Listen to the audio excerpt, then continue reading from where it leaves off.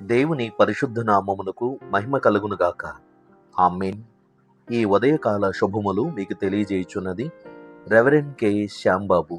ఈ దినము కొరకు దేవుని వాక్యము. నన్ను ప్రేమించి నా ఆజ్ఞలు గైకొని వారిని 1000 తరముల వరకు కరుణించువాడనయ్యున్నాను. నిర్గమకాండము 20వ అధ్యాయము 6వ వచనము. ప్రభునందు ప్రియులారా, దేవుడు కరుణా కటాక్షములు గలవాడు. దేవుని కరుణ తరతరముల వరకు నిలిచేదయ్యున్నది. సీనాయి పర్వతము దగ్గర దేవుడు ఇశ్రాయేలీలకు షరతులతో కూడిన వాగ్దానములు గల 10 ఆజ్ఞలను ఇచ్చాడు. ఆ ఆజ్ఞలలో భాగమే ఈ మాటను దేవుడు తెలియపరచుచున్నాడు. దేవుడిచ్చిన ఆజ్ఞలను అనుసరించి జీవించు వారి విషయంలో 1000 తరముల వరకు దీవెన కలుగును అని మాట ఇస్తున్నాడు. ఇదే వాక్యమునకు ముందు మరొక మాట కూడా తెలియజేయుచున్నాడు.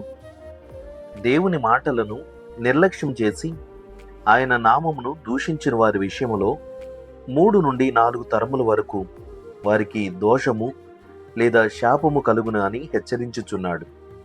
దేవుడు ప్రేమించుటలో ఆయన ప్రేమ దీర్ఘకాలికము, శిక్షించుటలో ఆయన కోపము స్వల్పకాలికము అని మనకు అవగతమవుతున్నది. 30వ కీర్తన 5వ చరణములో ఆయన కోపము నిమిషమాత్రముండును, ఆయన దయ ఆయుష్కాలమంతా ఉండును అని కీర్తనకారుడైన దావీదు తెలియజేయుచున్నాడు.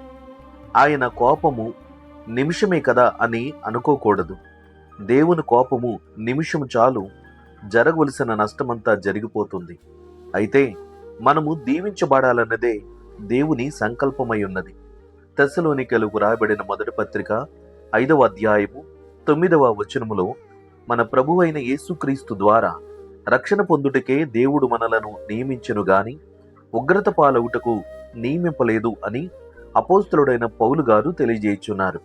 కనుక దేవునిని ప్రేమించేవారుగా మనము ఆయన ఆజ్ఞలను గైకొని జీవించి మన తర్వాత తరములకు ఆశీర్వాదకరముగాను ఆదర్శనీయముగాను బ్రతకాలన్నది ఈ వాక్యం యొక్క సారాంశమై ఉన్నది.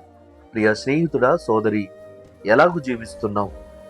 తల్లిదండ్రులుగా, గృహ యజమానురాలిగా, సంఘములో ఒక ఉన్నతమైనటువంటి వ్యక్తులుగా, భక్తి కలిగినటువంటి వారిగా నీవు జీవిస్తున్నావా?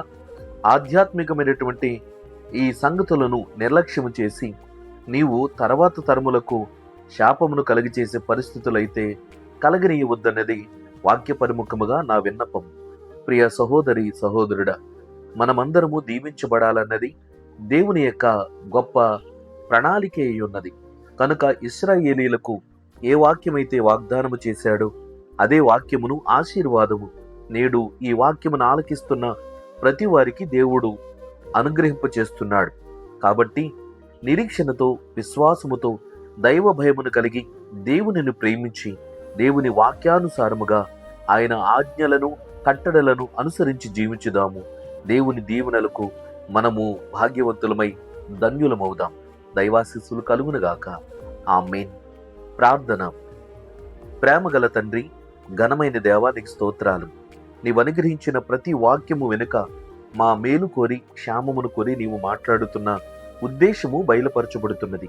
ప్రభువా, మేము 1000 తరముల వరకు నీ చేత కరుణించబడిన బిడ్డలుగా జీవించాలన్నది మా యొక్క కోరిక అయి ఉన్నది.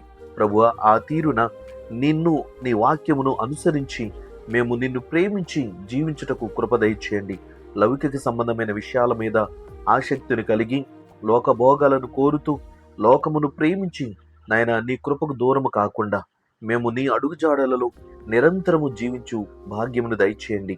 ఈ వాక్యమును ఆలకిస్తున్న ప్రతి బిడ్డలను పేరు పేరున దీవించండి, ఆశీర్వదించండి. వారి కుటుంబాలలో నీ కనికరమును, కటాక్షమును వారు పొందుకున్నట్లుగా సహాయం చేయండి. తండ్రి, ఏ దినమందైనను ఈ వాక్యము చేత నీ బిడ్డలు సంస్కరించబడగలిగితే వారందరికీ కూడా వాక్యము యొక్క అద్భుతమైన ఉద్దేశమును తెలియపరచండి. శ్రమలో ఉన్న బిడ్డలకు సహాయం చేయండి. రోగగ్రస్తులను స్వస్థపరచండి. చదువుకునే బిడ్డలకు చక్కటి జ్ఞానమును, తెలివిని, వివేచన దయచేయండి. నిరుద్యోగులకు ఉద్యోగాలు ఇవ్వండి. ప్రభా, ఆర్థిక ఇబ్బందులతో సతమతమవుతున్న బిడ్డలకు సహాయం చేసి వారిని ఆదుకొనమని వేడుకుంటున్నాం. ప్రభా, కుటుంబాలలో శాంతి, సమాధానం, నెమ్మదిని కలిగించమని యేసుక్రీస్తు నామమున ప్రార్థన చేయుచున్నాము తండ్రి.